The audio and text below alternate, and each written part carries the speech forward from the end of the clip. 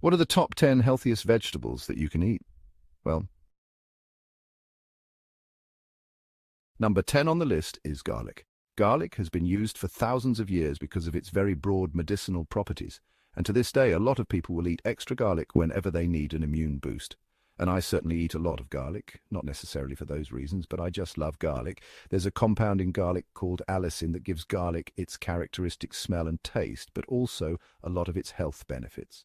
But allicin is only one of 33 sulfur-containing compounds in garlic. A lot of plant foods, a lot of vegetables that are known to give health benefits and help people reverse diseases like multiple sclerosis are chosen because they are very often high in these sulfur compounds. One more compound is called cysteine, and if you've heard of N-acetylcysteine or NAC, which is a very popular supplement, it is because this cysteine gets converted into glutathione, which is the body's #1 antioxidant and one of the main ways to detoxify and clean the body. Of course, garlic also has a bunch of vitamins and minerals, but again, you're not going to eat pounds worth of the stuff, so you're probably not going to rely on garlic for that. But like I mentioned, the biggest reason I eat it is that it's delicious. I put garlic in just about everything, and you can eat it raw or cooked. Now, a lot of people will prefer it cooked because they can eat more and it's a little milder, but the allicin is mostly active when the garlic is fresh, undisturbed and raw. So it might be a good idea to eat some raw and some cooked. And then, of course, there are some side effects to garlic, namely body odor, but it also has been known to keep away vampires and mosquitoes. Number 9 is onion, which is in the same family as garlic. They contain sulfur and cysteine that gets converted to glutathione. They both have lots of vitamins and minerals, and that's one of the main reasons we want to eat plenty of vegetables, vitamins and minerals, especially minerals we get primarily from large amounts of vegetables. Onion has about 7.5 grams of carbohydrate, net carbs, per 100 grams. So that's the highest amount of carbs of any vegetable I've included in the top 10. And why do we want to limit carbohydrates? It depends on how sensitive you are, how carbohydrate sensitive you are. Most people today, especially if you're overweight, have a carbohydrate intolerance. They have poor metabolic health. They've overdone carbohydrates, so their bodies don't handle them anymore. And the solution to a lot of people's problems is a low-carb diet, and therefore you want to limit the amount. So 7.5 is sort of borderline. You can still have some. I would say you can certainly have like 100 grams, which would be like your average medium onion in a day, but you don't want to go unlimited. You want to be aware of that. Another thing to keep in mind with both onion and garlic is if you have a SIBO, which stands for small intestine bacterial overgrowth. A lot of people are getting more and more of that. It's when the bacteria grow in the wrong place. You're supposed to have them in the large intestine, not the small intestine. And if you have them in the small intestine and you feed them the wrong things, and we'll talk about FODMAP in a second, then you get lots of gas, lots of bloating, and lots of digestive problems. So FODMAP stands for fructooligosaccharides, disaccharides, monosaccharides, and polyols. They're different forms of carbohydrates like short to medium-sized carbohydrates and polyols, which are sugar alcohols. Onion and garlic have a lot of fructooligosaccharides, and the body doesn't absorb those very much. If you don't absorb them, then they go down and become food for the bacteria in the small intestine. So if you think that might be an issue, read up a little bit on SIBO, and you can look for FODMAP. They list out the things that have high amounts of these carbohydrates that you don't do so well with. If that is a problem, then you can also soak the garlic and the onions, and that's going to help pull out some of these fructooligosaccharides. Now, why did I pick these specific vegetables that we were going to talk about today? Well, because they're low in carbs and sugar, you get tons and tons of nutrients, but you don't want to load up on sugar in order to get those nutrients. The ones we're looking for specifically are potassium and magnesium. There's lots and lots of other micronutrients, and the other big one is going to be sodium, which we get from adding salt to our food. We also want to consider serving size because I love parsley, for example, but there's only so much parsley you can eat. I make a salad called tabbouleh, and when I make that for 2 people, I use a little over an ounce, about 35 grams of parsley. So it's like 17 grams per person, and it gives us some good nutrients. I love the flavor, that's why I eat it, but you can't eat as much parsley as you could eat cauliflower or broccoli, for example. So just keep the serving size in mind as well. Most of the vegetables I'm talking about are going to be liver cleansing for 2 reasons. Either they contain these organosulfur compounds that help the body detox and make glutathione, or they're part of the cruciferous family, and that means they contain a lot of phytonutrients and certain chemicals that assist the liver in detoxifying. Number 8 is Brussels sprouts, and they're in the cruciferous family, so they'll help the liver. They contain one more specific compound that they're known for called kaempferol that has been studied in detail and is known to be an antioxidant, anti-inflammatory, and even have some positive impact on getting rid of cancer. Number 7 is tomatoes. I love tomatoes. You can cook with them, you can eat them raw, you can eat them as a snack, you can slice them on things. They contain vitamins, minerals, and a couple of antioxidants called lycopene and lutein that have been very studied in terms of helping health and reversing disease and all that. But I'll come back to this. I don't want to focus too much on all these specific chemicals. It's great that they research and figure it out, but don't complicate things too much. Now, here's one of my pet peeve terms. Organic versus conventional, because that makes it sound like there's been a conventional way of doing this for the longest time. This is how we do things, and then it makes it sound like organic is the exception. Well, that's not how it works. Organic is how the planet has been for as long as it's been around. We haven't added pesticides and poison, whereas conventional is what we've done for a few decades by spraying poison on the food. So when I see this in a store, organic versus conventional, I'm thinking they should call it conventional and poison. That's more true to what's actually going on. But anyway. The clean 15 are the ones that they find the least pesticides on, and that would be avocado, onion, eggplant and asparagus. So that's good to know that if it's a money matter, if you're holding back on vegetables because you feel like organic is too much money, then these would be the perfect ones that you can buy that don't necessarily have to be organic. Also, cabbage, cauliflower, broccoli and mushrooms. They barely found any or very little pesticides compared to the dirty dozen. And those included spinach, kale, tomatoes, celery and potatoes. So to the extent that you eat these, you want to be really sure this is where it's worth spending a little extra money on getting the organic. Number 6 is cabbage, and it's so useful in many ways, and what I like is it's cheap, cheap, cheap. I don't know any food that is really cheaper, that for a few cents you can get yourself a meal, basically. It is also part of the cruciferous family, so it does help the liver clean things out. It's full of vitamins and minerals, and especially vitamin C. It's very, very high. So when people think that they have to eat fruit and oranges and drink orange juice in the morning to get their vitamin C, you're much better off having some cabbage. And also, there's so many ways of using cabbage. You can eat it raw, you can eat it cooked, you can make coleslaw, and of course when you do the coleslaw, you don't want to add a bunch of sugar. There's some super easy recipes. You just drizzle a tiny bit of olive oil, a little bit of vinegar, salt, pepper, and some herbs like basil, and you got yourself a fantastic salad. And of course, when we think about cabbage and other vegetables as well, we want to think about the biome, the microflora, the collection of 40 trillion life forms in your gut that help keep you healthy. And part of what feeds them is fibre. So when you eat things that have carbohydrate, you subtract the fibre because you can't digest it. The fibre continues down to feed your bacteria, and it's not an absolute rule, but pretty much the fibre feeds the bacteria that you want to keep in there, and the sugar feeds the bacteria that you don't want.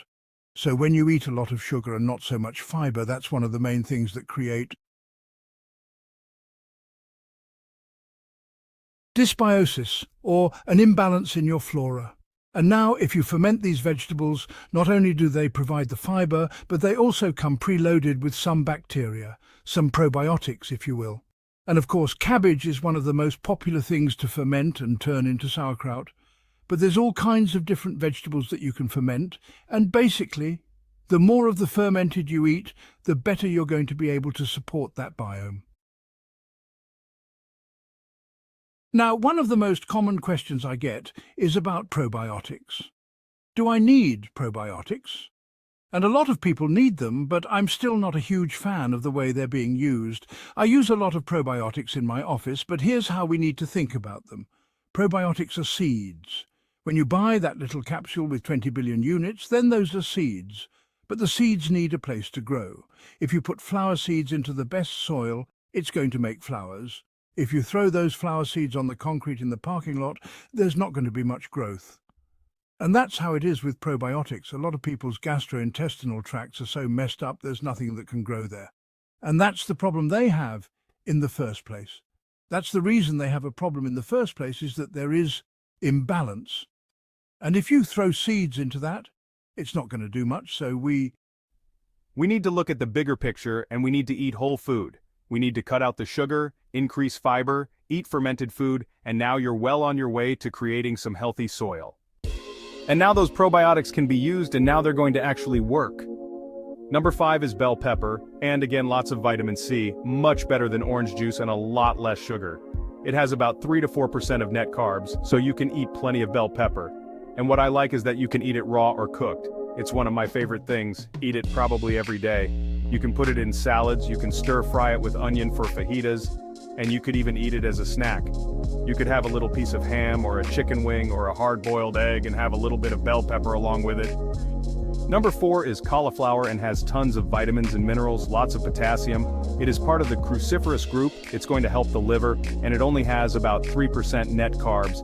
And this is one of the reasons it's become so popular with the low-carb community, that it has tons of potassium but so low in carbs. And you can turn it into sort of mashed cauliflower as a substitute for potatoes, riced cauliflower. You can steam it, you can bake it in the oven, and it's easy to eat a good bit. You could easily eat 300 to 400 grams, and there you probably get almost half of the potassium that you need in a day.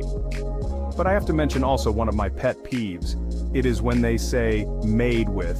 So cauliflower has become so popular now with low carb, and low carb is just flooding the world with all these recipes and products that are supposedly keto. So then now they start to throw cauliflower in, and it says made with cauliflower, and somebody figured out how to make a cauliflower pizza bottom. So sure enough, all these manufacturers start making pizza crusts with cauliflower, and it says made with cauliflower, but what they don't tell people is 90% of it is still something else, and most of it is some other form of starch. So, if you look for these things and you read the fine print, you see these pizza crusts that say cauliflower pizza crust, and it has just as much carbs as the regular ones made with wheat flour. So, read the fine print. Just because it says made with something good like cauliflower or without gluten, that does not make it a health food automatically. Now, a list of 10 vegetables is very short compared to all the good stuff that's out there, so I want to include a few honorable mentions here. That would be mushrooms, green beans, celery, asparagus, parsley, and eggplant. And all of these I also eat on a regular basis. These are some of my favorites. Then there's some that for various reasons I don't really eat much, but I know that they're excellent food. Zucchini, radishes, spinach, kale, and Swiss chard. Collard greens. Let me mention a few things on the color coding. The green, the mushrooms, and asparagus, those were on the clean 15 list. That means they are least likely to have any pesticides on them. Whereas the ones in red, celery, spinach, and kale were on the dirty dozen. That means they're very likely to have pesticides. So if you get these in red, celery, spinach, and kale, make sure that you buy the organic variety. The ones in white were the ones that there was no information on this latest list because they don't measure all the plants every time. And also, when I get eggplant, I make sure it's organic because almost all of the eggplant out there is genetically modified, and the same goes for zucchini. And now, we're in the medal rounds. Number 3 is broccoli. It has tons of nutrients. It is cruciferous. It's in that family. It has only 4% net carbohydrate. And I love it because it's so easy, it's so tasty. You steam it, you grill it, one of my pet peeves. Though if you go and you look up the benefits of broccoli or the benefits of lots and lots of these different plant foods, is that they're presented wrong. They're saying that you can use it to treat things. Now, treat is a medical word. Let's say you can treat cancer. In the medical world, they treat things by giving medication. And what that does is it suppresses and interferes. It acts by stopping physiology. It works by getting in the way of what the body is trying to do.